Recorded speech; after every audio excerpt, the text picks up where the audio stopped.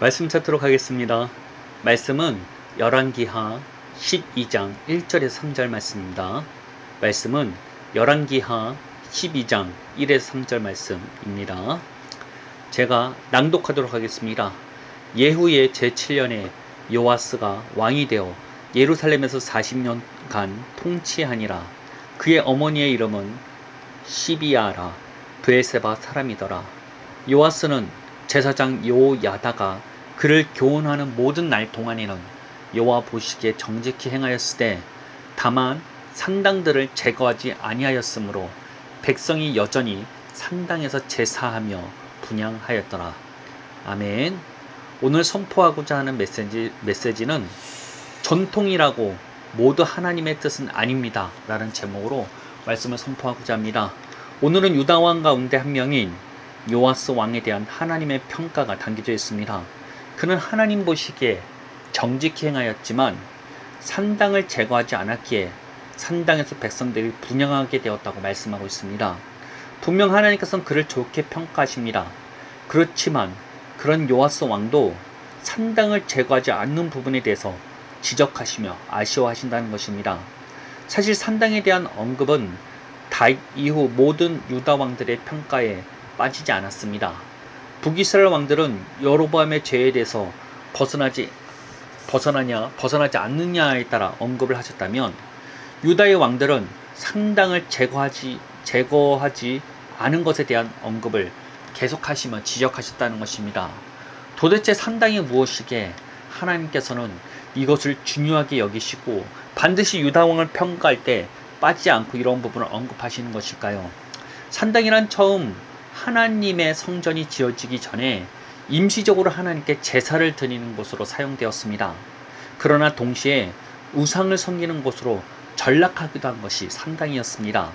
대표적인 솔로몬의 1000번제 역시 이러한 산당에서 드렸던 제사였습니다. 그 당시에는 성전이 지어지기 전이었기 때문에 하나님께서는 솔로몬의 제사를 받으시고 그에게 직접적으로 응답하시기까지 하셨습니다. 이런 선례가 있었기 때문일까요? 솔로몬 이후 남유다 백성들은 계속해서 산당에서 하나님께 제사를 드려왔습니다. 즉 산당 제사가 남유다의 하나의 전통으로 자리 잡게 된 것입니다. 물론 전통으로 남게 된 것은 솔로몬이 응답받은 사례도 있겠지만 굳이 예루살렘까지 가서 예배를 드리는 것에 대한 번거로움 때문에 계속해서 남게 되었던 것 같습니다. 오늘날 우리들이 교회를 정할 때 집과 가까운 곳에 있는 곳을 선호하는 것과 마찬가지라는 것입니다. 오늘날 우리들이 그러나 전통으로 남았다고 해서 전통이 모두 하나님에게서부터 나온 것은 아니라는 것입니다. 하나님께서는 계속해서 산당이 잘못된 것임을 지적하셨기 때문입니다. 사실 하나님의 명령과 관계없는 정통들은 교회 안에 무척이나 많이 내려옵니다. 예를 들자면 목사들이 특별한 가운을 입는 것들 말입니다. 무엇인가 제사장처럼 보이고 평신도와 구분시키는 역할을 합니다. 그런데 초대교회 사도들은 다른 성도들과 구별되는 옷들을 입었을까요? 절대 그렇지 않다는 것입니다. 분명 사역자들이 교회에도 있었습니다. 그러나 일반적인 성도들과 구분되는 옷을 입는다거나 굳이 평신도와 사역자들을 나눈 일들을 하지 않았다는 것입니다. 모든 믿는 자들이 하나님 앞에 왕같은 제사장이기 때문입니다.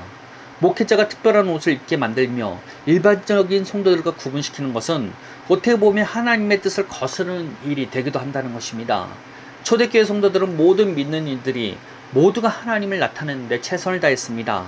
그런데 사역자와 일반적인 성도들을 나누어버리니 일반적인 성도들은 하나님의 일을 참여하는데 대폭 낮추어버렸다는 것입니다. 하나님의 일은 사역자들만 하게 냅두고 일반적인 성도들은 그냥 뒷짐지고 구경만 하는 분위기가 되어버렸다는 것입니다. 이는 예수님을 통해서 우리에게 새 언약을 허락하시고 모든 믿는 이들을 자신의 대리자로 세우시려고 하시는 하나님의 뜻을 완전히 왜곡하는 일이 되기도 한다는 것입니다. 그렇기 때문일까요? 현대 교회는 세상에서 소금의 역할을 하지 못하는 지경에 이르게 되었습니다. 당연히 목회자들이 자신들을 평신도와 구분시키는 옷을 입고 평신도와 사역자를 구분시키는 것 때문에 이 지경까지 이른 것은 아닙니다. 여러 가지 이유들이 있겠죠. 그러나 우리가 주목해야 될 것은 전통 같은 것이 아니라 하나님의 말씀이자 하나님의 뜻에 있어야 한다는 것입니다. 남유다는 잘못된 전통을 계속해서 받아들였습니다. 산당은 계속해서 남아 백성들로 하여금 그곳에서 하나님께 예배 드리게 만들었습니다. 그렇기 때문인지 이러한 산당은 우상 숭배를 하는 곳으로 변질되기도 하였습니다. 솔로몬 후기에도 이러한 일이 있었지만 솔로몬의 타락은 이방 출신 아내들이 우상 숭배를 할 수 있도록 허용해 주게 됩니다. 그 결과 하나님께 예배 드리던 산당들이 우상을 함께 겸하며 섬기는 것으로 변모하게 된 것입니다. 그리고 남유다의 역사들을 살펴본다면 남유다에서 일어나는 모든 우상 숭배가 이러한 산당에서 함께 일어났다는 것입니다. 하나님의 말씀대로 순종하지 않고 자기들의 편의에 따라 만들어내는 전통의 결과가 이와 같다는 것입니다. 아무리 아름답고 익숙한 전통이라 할지라도 우리들은 이것이 정말 하나님으로부터 나온 것인지를 고민해 보아야 한다는 것입니다. 오늘날 교회 안에는 하나님과 전혀 관계없는 전통들이 무척이나 많이 내려오게 되었습니다. 대부분은 우리의 신앙에 영향을 미치지 않은 것이 대부분이지만 하나님의 뜻을 왜곡시키는 것들 역시 존재하는 것은 사실이라는 것입니다. 아까 언급한 것과 같은 목사 가운 등을 입음으로써 일반적인 성도들과 스스로를 구분시키는 것 자체가 하나님의 뜻을 왜곡시키는 일이 되어 버릴 수도 있다는 것입니다. 목회자들만 하나님 앞에 특별하진 않습니다. 왜냐하면 하나님 앞에서는 모든 믿는 이들이 특별하기 때문입니다. 자신은 평신도라고 칭하며 방관자 입장을 고수하고 있다면 이는 좁은 문과 좁은 길을 벗어나게 하는 결과를 낳을 수밖에 없다는 것입니다. 하나님 앞에 우리 모두는 사도요, 왕과 같은 제사장일 수밖에 없다는 것입니다. 사도라고 해서 신사도를 주장하려고 하는 것이 당연히 아니죠. 그런데 사도란 단어의 뜻을 본다면 보내심을 받은 사람이라는 의미를 가지고 있다는 것입니다. 즉 모두가 사도의 부르심을 받았다는 것은 모두가 하나님으로부터 보내심을 받았다는 말입니다. 성경에서 말하는 직분, 사도, 목사, 복음전도사, 교사, 선지자 등은 어떻게 보면 각자가 받은 기능적인 부분을 말하는 것이지 누가 특별하고 누군 특별하지 않는 것을 말하고 있는 것은 아니라는 것입니다. 하나님의 목적은 모두가 하나님의 영을 받고 선지자와 같이 교통하는 것이기 때문입니다. 하나님께서 모두가 모세와 같이 되기를 바라며 모두가 엘리사와 같이 되기를 바라시기 때문입니다. 그렇기 때문에 우리들은 우리의 부르심을 온전히 이해해야 합니다. 우리가 누구인지, 우리가 얼마나 특별한 부르심을 받았는지에 대해서 깨닫고 받아들이는 것이 무척 중요하다는 것입니다. 하나님의 판단은 우리의 생각과 다릅니다. 우리는 상황과 닥쳐오는 환경을 통해서 우리 스스로를 판단합니다. 그러나 하나님께서는 예수 그리스도의 희생을 통해서 우리를 판단하신다는 것입니다. 우리는 예수 그리스도 안에서 이 땅에 하나밖에 없는 유일한 신의 자녀들이며 이 땅에 보내심을 받은 자들이라는 것입니다. 그런데 유다 왕국의 잘못된 정통으로 자리 잡은 산당은 우상 숭배만큼이나 심각한 문제를 가지게 되었습니다. 그것은 백성들로 하여금 성전을 찾아가지 않게 만드는 결과를 만들어버렸다는 것입니다. 하나님께서 성전을 괜히 허락하신 것이 아닙니다. 이스라엘과 하나님 사이의 언약관계를 유지시키기 위해서 반드시 필요한 요소는 성전이었기 때문입니다. 이스라엘의 성전은 다른 세상의 성전과 다른 기능을 하였습니다. 하나님을 높이고 예배하는 것을 넘어서서 백성들의 죄를 덮는 역할을 성전에서 행하게 하였다는 것입니다. 동물의 희생제사는 단순히 하나님께 드리기 위한 것이 아닌 예배자의 죄를 덮음으로써 하나님과 교제하는 것이 가능해지게 만들었다는 것입니다. 그렇기 때문에 이스라엘 백성이 온전히 하나님과 교제하기 위해서 반드시 필요한 것이 성전에서 드리는 제사였다는 것입니다. 그렇기 때문인지 다윗은 하나님의 성전을 무척이나 사모하였습니다. 자신이 하나님의 성전을 세워서 하나님께 온전히 예배하기를 원했습니다. 더 나아가 하나님과 더욱더 온전한 언약 가운데 들어가기 위한 갈팡이 그에게 있었다는 것입니다. 그런데 다윗 이후의 유다 왕들은 다윗과 같은 사모함이 없었습니다. 성전이 자신들을 완벽하게 만들어주는 중요한 것임을 몰랐다는 것입니다. 그렇기 때문에 백성들의 편의를 봐준다는 명목으로 또는 정통적으로 내려온다는 명목으로 상당의 제사를 허용하게 만들었다는 것입니다. 하나님의 성전으로 가서 죄를 해결받고 더욱더 하나님 앞에 가까이 가는 것에 대해서는 관심이 없었다는 것입니다. 그렇게 유다에는 선한 왕들이 몇몇 나타나기는 했지만 다윗과 같은 평가를 받지는 못하였습니다. 그리고 백성들로 하여금 이러한 성전을 이용하지 않는 상황에 대해서 하나님께서 굉장히 문제의식을 가지고 계셨다는 것입니다. 오늘날 우리들도 잘못된 전통이 하나님과 온전한 언약 가운데 들어가는 것을 막고 있습니다.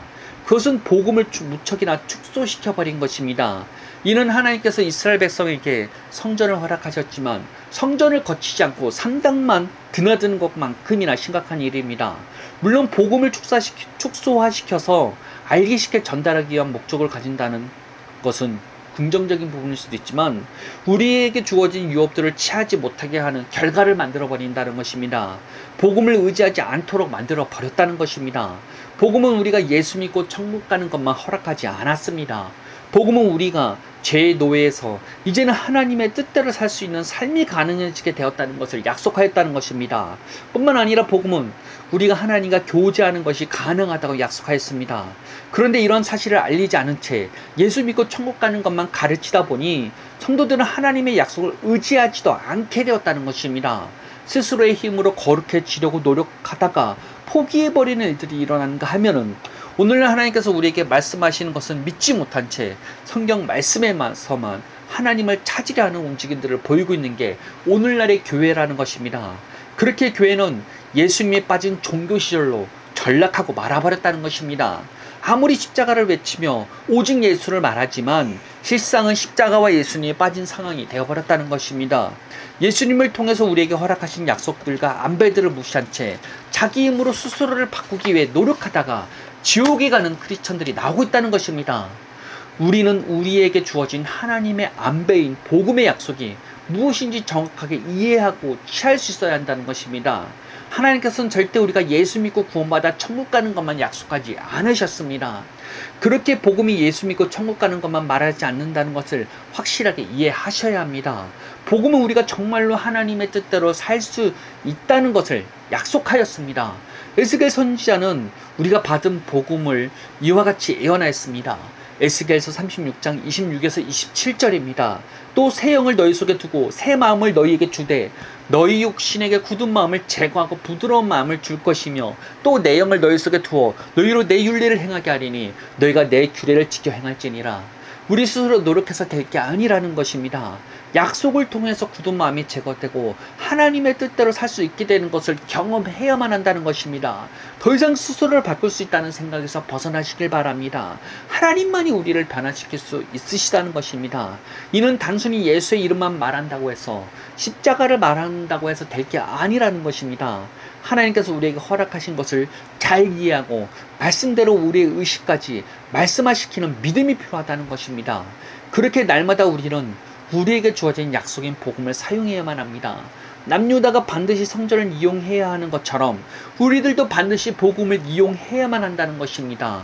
복음을 통해서 우리는 날마다 새로워질 수 있는 것입니다. 복음만이 우리가 열매 맺는 삶을 가능하게 만들 수 있다는 것입니다. 또한 복음은 우리가 하나님과 교통할 수 있다는 것을 이야기하고 있다는 것입니다. 요엘 선지자는 이와 같이 예언하였습니다. 요엘서 2장 28절입니다. 그 후에 내가 내 영을 만민에게 부어주리니 너희 자녀들이 장래일을 말할 것이며 너희 늙은이는 꿈을 꾸며 너희 젊은이는 이상을 볼 것이며. 이 말은 우리가 성령을 받아 환상을 보며 꿈을 보고 하나님의 음성을 듣는 모든 것들이 하나님의 약속임을 깨달아야 한다는 것입니다. 사도 베드로는 오순절 성령 강림이 일어나 방언하는 성도들 앞에서 이러한 요엘 선지자의 말씀을 인용하며 성취되었음을 확인해 주었습니다. 그 말은 오늘날 교회 사창케 여기며 끝났다고 말하는 모든 은사가 사실은 복음에 포함된 것이며 우리가 하나님과 교통하는 데 필요한 것들이라는 것입니다. 우리는 우리가 받은 것들이 무엇인지 잘 이해해야 합니다. 복음은 우리가 하나님 뜻대로 살 수 있게 할 뿐만 아니라 하나님과 교통하는 것이 가능해지도록 만들었다는 것입니다. 궁극적으로 아담이 하나님의 대리자였던 것 같이 우리가 이 땅에서 하나님을 나타내는 삶이 가능해지도록 하는 것이 하나님의 목적이었다는 것입니다. 그렇게 더 이상 복음을 단순히 예수 믿고 구원받아 천국 가는 것으로 축소하는 것을 멈춰야 한다는 것입니다.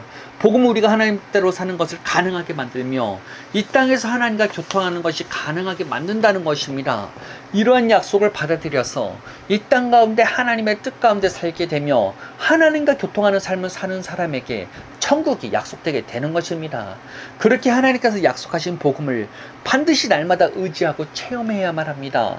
복음을 통해서 우리가 날마다 새로워지는 것을 경험해야 합니다. 복음을 통해서 우리가 성령의 은사를 받고 하나님과 교통하는 것을 체험해야 된다는 것입니다. 잘못된 전통에 현혹되어서는 안 됩니다. 유대는 잘못된 전통이 사땅이 없어지지 않았기에 백성들로 하여금 하나님과 온전한 관계에 있지 못하게 할 뿐만 아니라 우상 숭배의 죄에 빠지게 만들어 버렸습니다. 오늘날 우리의 교회는 잘못된 전통인 복음을 축소하는 것에서 더 이상 빠져들지 맙시다. 오늘날 교회 안에서 사역자들과 평신도를 나누는 것에 대해서 그대로 받아들이지 맙시다. 우리는 하나님의 앞에 사도요 왕과 같은 제사장이기 때문입니다. 우리는 특별한 부르심을 받은 자들이라는 것입니다. 이 땅에서 하나님의 뜻을 나타내도록 부르심을 받았기 때문입니다. 우리에게 주어진 약속들을 날마다 경험하는 성도님들 되시기를 바랍니다. 예수님의 우리가 기도하도록 하겠습니다. 하나님 감사합니다. 우리에게 주어진 은혜와 약속이 많습니다. 우리가 이 사실을 깨닫고 날마다 그 약속을 의지하며 나가길 원합니다. 우리를 거룩해 하는 것도, 우리를 날마다 주님 안에서 교통하게 하는 것도 복음에 약속되어져 있습니다. 우리가 그 사실을 믿음으로써 날마다 새롭게 되며 날마다 말씀을 통해서 우리가 하나님과 교통하는 우리들 되기 원합니다. 하나님, 우리에게 주어진 하나님의 안배를 무시하는 어리석은 자들이 되지 않게 하여 주시고 날마다 우리가 하나님 안에서 우리가 누구인지 어떠한 부르심을 받은 자들인지를 놓치지 않는 우리를 되기 원합니다. 예수 믿는 모든 이들은 특별합니다. 예수 믿는 모든 이들은 특별한 부르심을 받았습니다. 그 사실을 놓치지 않는 모든 성도님들이 되시기를 예수님의 이름으로 축복하며 예수님의 이름으로 기도합니다. 아멘.